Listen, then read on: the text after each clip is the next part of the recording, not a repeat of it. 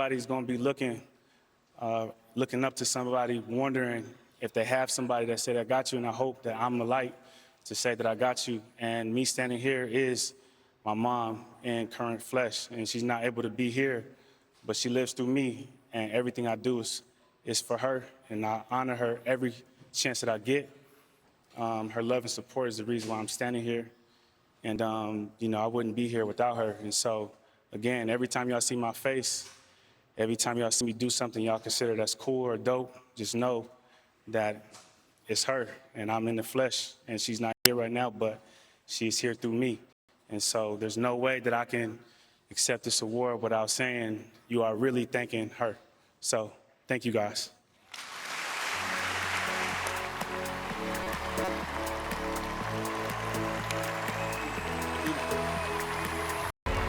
Thank you, guys. Congratulations to our NFL Man of the Year. Congratulations to all the winners. Thank you, Bijan Robinson. Thank you.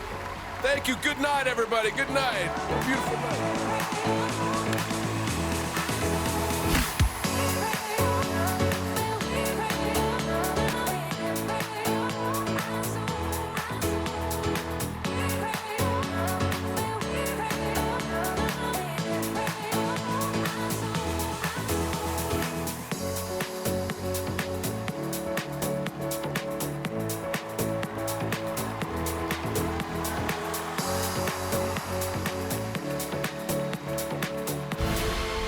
Thank you for watching this presentation of NFL Network.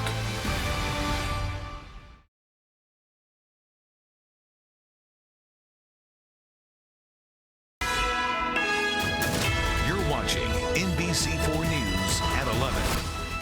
Now at 11, the grocery store tragedy in Westwood after a driver loses control and crashes into the front of a building.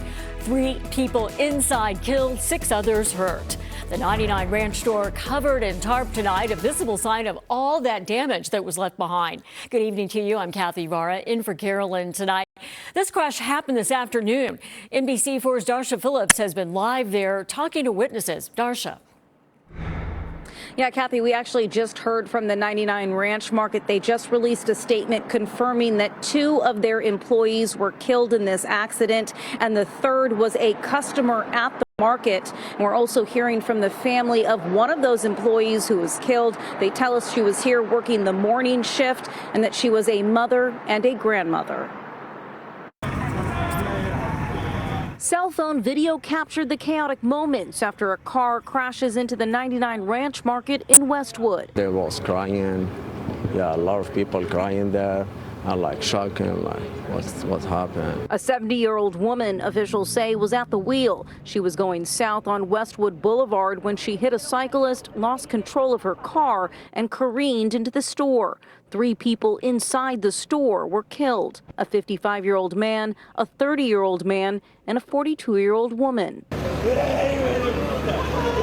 The family of the woman was at the scene, inconsolable after identifying her body. They say she was a mother of 5 and had 6 grandchildren. No, apenas empezó. ¿Y cómo te enteraste? Me llamaron. The family says she worked at 99 Ranch Market and had just started the job a few months ago. The grocery store is located on Westwood Boulevard, a mile from the UCLA campus. People who live nearby say the car plowed right into the cafe and bakery that is usually busy around noon when the crash happened. I could have been there. I study there sometimes. So it's honestly crazy, like, could have been me. 6 others were injured in the crash, including 2 who were taken to the hospital in critical condition. The cyclist who was hit and the driver of the car were not injured. According to officials, the driver is cooperating with the investigation. And police are still investigating exactly what led up to this crash, but early information points to this just being a terrible accident.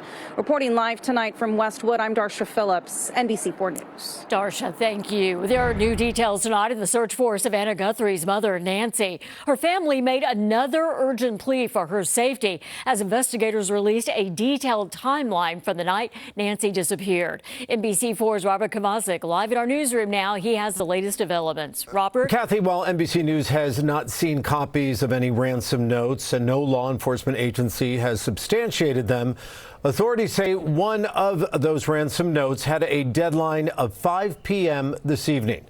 At 5 p.m. this evening, Nancy Guthrie's son posted this video to Instagram. This is Cameron Guthrie. I'm speaking for the Guthrie family. Whoever is out there holding our mother, we want to hear from you. We haven't heard anything directly. We need you to reach out, and we need a way to communicate with you so we can move forward. But first, we have to know that you have our mom. We want to talk to you, and we are waiting for contact. Earlier, the FBI addressed the reported ransom note sent to 3 different news outlets, saying it referenced an Apple Watch and floodlights, information that's publicly available. And they mentioned the deadline. Note that was distributed to the media did make a demand for 5 p.m. today.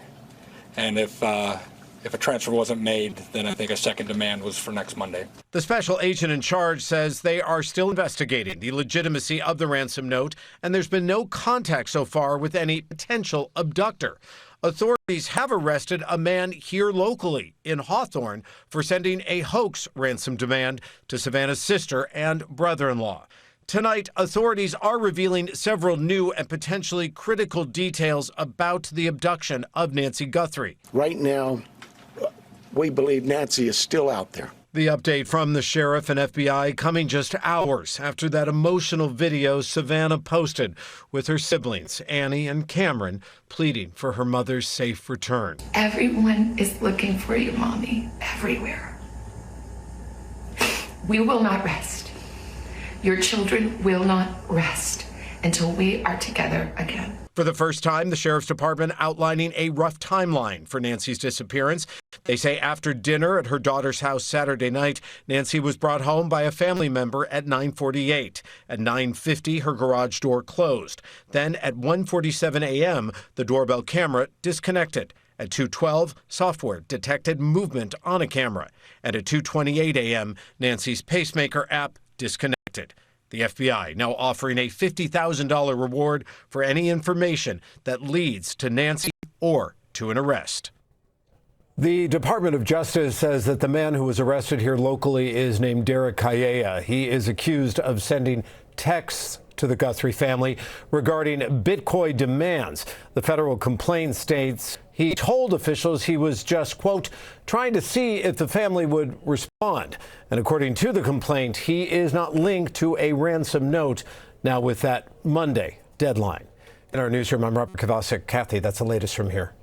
Robert, thank you. New tonight, a video circulating online shows a shoe being thrown at a young child. It happened while the child was at daycare. NBC4's Macy Jenkins live in Inglewood with a response from the daycare director and the child's mother. Macy. Hi, Kathy. Well, in that video, you hear the 5-year-old special needs girl cry out after she's hit with a shoe from that teacher's aide. Now, the aide has been fired, but the girl's family says they filed a police report and want that aide criminally charged for assault. We want to warn you, the video we're about to show you may be disturbing. Watch this video of afternoon nap time at an Inglewood daycare on January 9th. On the right, you can see a 5-year-old girl in orange clothing crawl off her blue mat. Now watch the teacher's aide in the black leggings.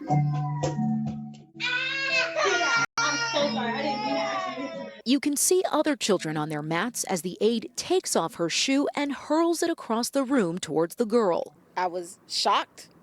Very much so. Danielle Williams is the director of Destiny Development Center. She says the aide claims she only wanted to scare the child, but not hit her. The teacher did say she threw the shoe, but it was an accident. Mom said, why would they be throwing shoes in the school? I said, you're right.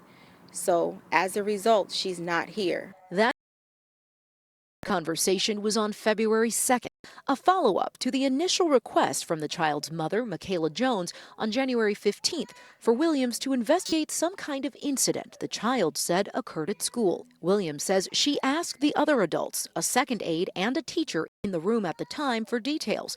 Initially, they said they didn't recall, but in a written statement, Williams says their stories changed. And so I said, well, shoes should not have been thrown in the school in the first place, and you guys did not report it to me. That's when Williams started combing through footage from the school's 26 cameras to ensure her school remained a safe place. I looked for the video for myself because I wanted to know because of the statements of the other teachers. When she found it and saw this, all 3 teachers were terminated. And that's when she says she shared the video with Jones. But it's not a representation of what my school is. It's not a representation of what we stand for. In a statement, the mother wrote, "I am shocked and horrified that my innocent baby was harmed and humiliated in front of everyone. This teacher should not only be fired immediately, but criminally prosecuted for child abuse." I support her as a mom. I'm a mom. She said she wanted justice for her daughter. And I sympathize with her. And so I can't do anything but say sorry. And I can pray. Williams says she sent a written statement, multiple written statements, and the video of the incident to the daycare licensing department, as she is required to do. In turn, they issued a violation notice to the daycare. Now, the family declined our request to do an interview today, but they're holding a press conference tomorrow outside of the school at 5 o'clock. Reporting live in Inglewood tonight, Macy Jenkins.